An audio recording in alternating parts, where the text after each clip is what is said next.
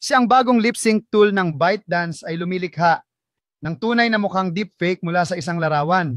Iniaalok ko sa iyo ang karunungan ng buhay, bunga ng kaalaman. Sa video na ito, titingnan natin ng detalyado ang OmniHuman One, ang lip sync tool na binuo ng ByteDance, ang parent company ng TikTok.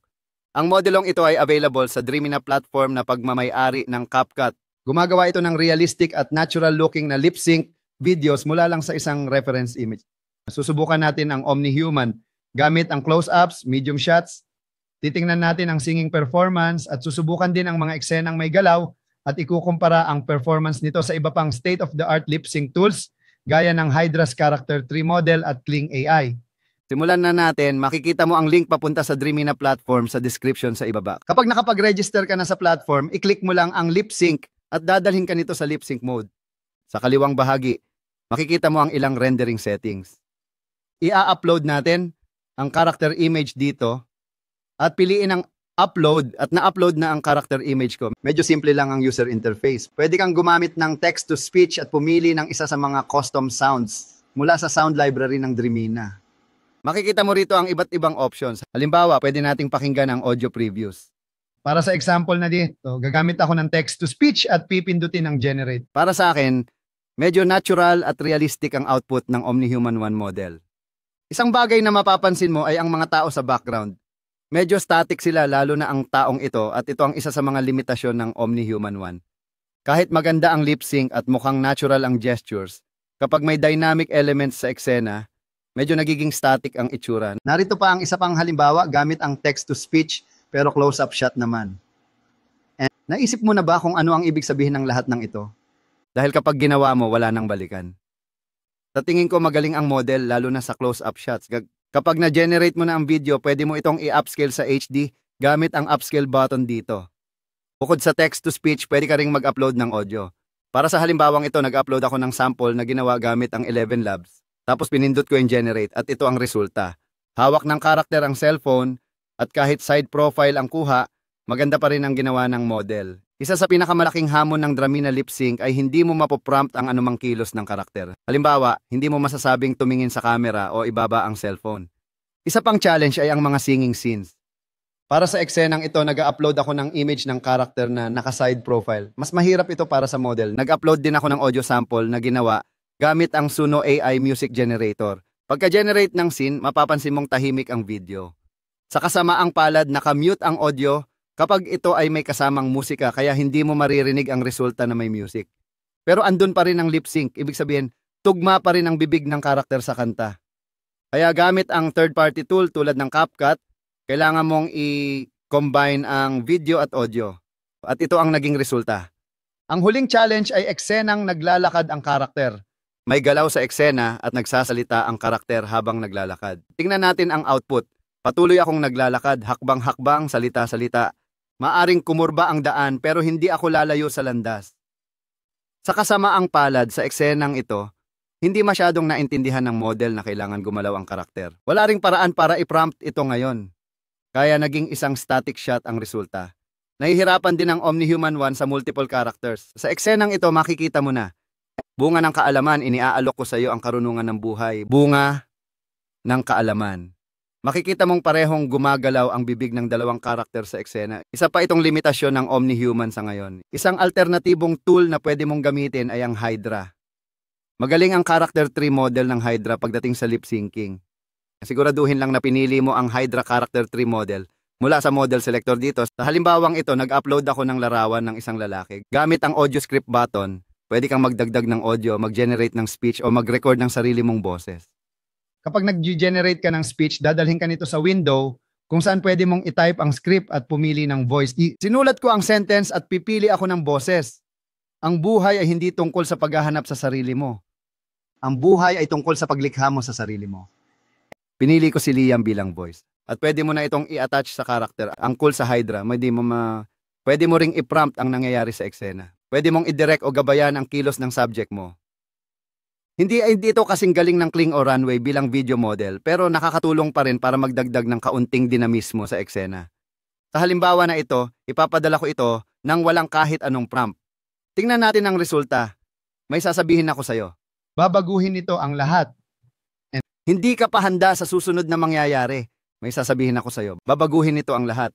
Hindi ka pa handa sa susunod na mangyayari. Makikita mo rito sa screen ang magkatabing resulta mula sa Omni-Human 1 at Hydra para sa parehong eksena. Para sa akin, malakas ang performance ng parehong models. Pero kadalasan, mas gusto ko ng kaunti ang output ng Omni-Human. Mas natural ang pakiramdam nito para sa akin. Ito ang susunod na paghahambing gamit ang close-up shot. Naisip mo na ba kung ano ang ibig sabihin ng lahat ng ito? Dahil kapag ginawa mo, wala nang balikan. Sa eksenang ito, mas humihila pa rin sa akin ang Omni-Human. Sa huli, nakadepende ito sa personal mong panlasa. Gumagana rin ang Hydra gamit ang audio files. Sa halimbawang ito, nag-upload ako ng audio mula sa third-party tool. Sabi niya, huwag kang maghintay ng perpektong sandali. Gamitin mo ang sandali at gawin mo itong perpekto. Sa tingin ko, yon mismo ang kailangan kong marinig ngayon.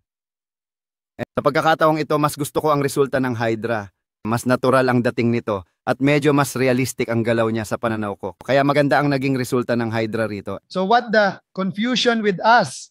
At heto naman ang comparison para sa singing challenge. Pagdating sa pagkanta, sa tingin ko mas mahusay ang ginawa ng Omni-Human kaysa sa Hydra. Maaaring may kinalaman din ito sa pagkaka-side profile ng karakter kaya mas mahirap para sa mga modelong i-render ito. At sa huling challenge, isang lalaking naglalakad habang nagsasalita. Patuloy akong naglalakad, hakbang-hakbang, salita-salita. Maaring kumurba ang daan pero hindi ako lalayo sa landas.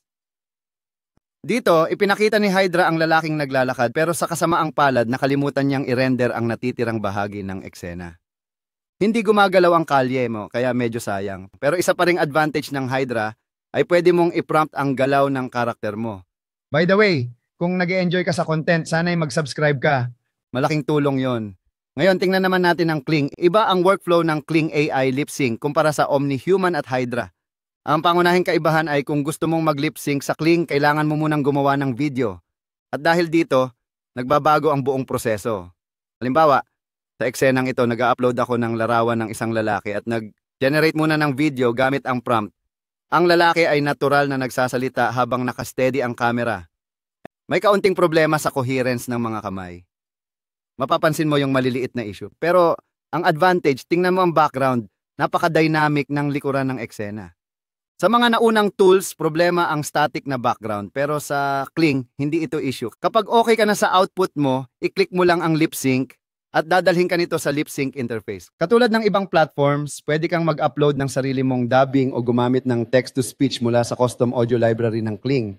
Kapag na-type mo na ang text at nakapili ka ng voice, i-click mo lang ang generate at ito na ang naging resulta mula sa Kling. May sasabihin ako sa'yo, babaguhin nito ang lahat. Hindi ka pa handa sa susunod na mangyayari. Makikita mo rito ang resulta ng 3 tools. At malinaw na pagdating sa lip sync, mas maganda ang performance ng Omni-Human at Hydra kumpara sa Kling. Pero sa kabilang banda, mas dynamic naman ang scenery o galaw ng paligid sa Kling. At malaking advantage yon. Heto ang susunod na output ng Kling. Naisip mo na ba kung ano ang ibig sabihin ng lahat ng ito? Dahil kapag ginawa mo, wala nang balikan. Sa close-up shots, hindi masyadong halata ang pagkakaiba kumpara sa medium shots. Pero kahit sa close-ups, mas naaakit pa rin ako sa output ng Omni-Human at Hydra. Sabi niya, huwag kang maghintay ng perpektong sandali. Gamitin mo ang sandali at gawin mong perfect. Yon ang kailangan kong marinig ngayong araw. At sa eksenang babae ang may hawak na cellphone, mas mukhang dynamic pa rin ang outputs ng Omni-Human at Hydra kumpara sa Kling. Ang output ng Kling ay medyo static sa pagkakataong ito. Pero pagdating sa natural na lip sync, hindi naman ganoon kalaki ang pagkakaiba. Muli, trade-off ito. Mas gusto mo bang dynamic ang eksena o mas natural ang lip sync? Sa eksenang ito, gumagalaw ang karakter ng natural pero hindi kasing ganda ang lip sync kumpara sa Omni-Human at Hydra. Halatang AI generated. Hindi masyadong natural. Kung nakasubscribe ka na sa Kling, masasabi kong okay lang ang lip sync nila. Pero kumpara sa mga bagong tools, medyo luma na ang kalidad. Kaya kailangan na nilang i-update yung lip sync nila para makasabay. Hanggat hindi pa sila nag-a-update, mananatili muna ako sa Omni-Human, sa Dreamy na platform at Hydra. Sana ay nakatulong sa iyo ang video na ito. Huwag kalimutang mag-like at mag-subscribe para sa mas marami pang in-depth tutorials. Kung gusto mong matuto pa tungkol sa kinabukasan ng storytelling at creative intelligence, i-click mo ito. Huwag kalimutang mag-like ng video at mag-subscribe.